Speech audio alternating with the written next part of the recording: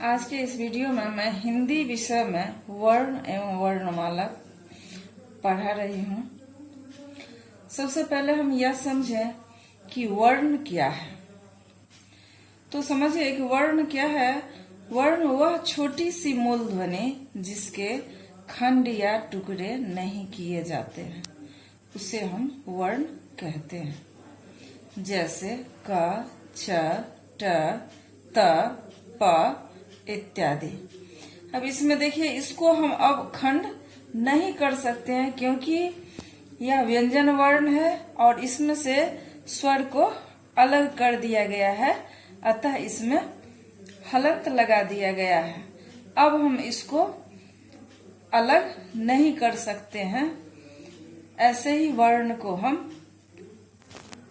वर्ण कहते हैं।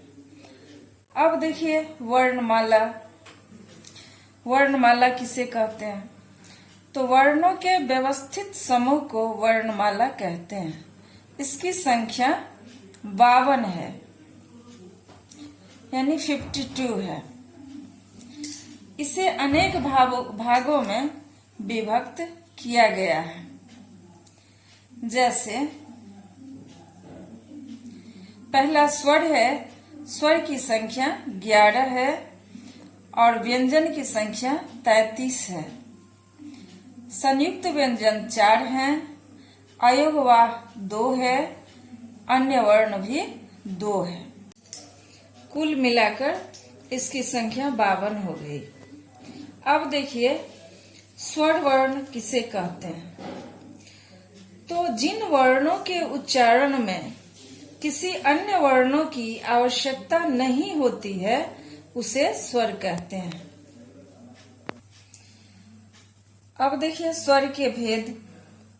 तो स्वर के 3 भेद हैं, इनको 3 भागों में विभक्त किया गया है, अर्थात बांटा गया है।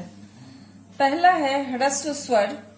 ह्रस्व स्वर की संख्या 4 है, अ, ई, उ और री। दीर्घ स्वर, इसकी संख्या 7 है।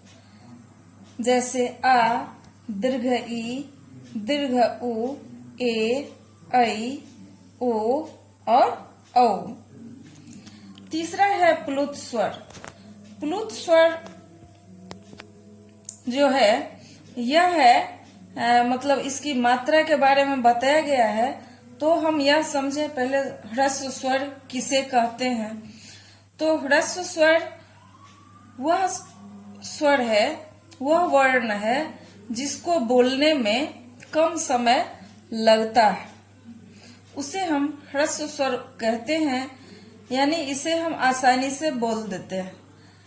लेकिन जब हम दीर्घ स्वर बोलते हैं तो दीर्घ स्वर को बोलने में हमें दुगना समय लगता है। ह्रस्व स्वर से दीर्घ स्वर को बोलने में ह्रस्व स्वर के अनुपात दीर्घ स्वर में दुगना समय लगता है, क्योंकि आ जो बना है वह अ जोड़ अ बराबर आ, ई जोड़ ई बराबर ई। इस तरह से सब 2-2 वर्णों की सहायता से बनाया गया है, इसलिए दीर्घ स्वर को बोलने में दुगनी समय लगानी पड़ती है। प्लुत स्वर जो है इसमें 3 मात्रा होती है, इसीलिए इसको बोलने में हमें 3 गुना समय लगता है। जैसे हम बोलते हैं ओम भो रामा, तो इस तरह से जैसे हम बोलते हैं हे राम, तो हमें 3 गुना समय लगता है, इसलिए हम इसे प्लुत स्वर कहते हैं। अब हम आगे आपको व्यंजन वर्ण के बारे में पढ़ाएंगे।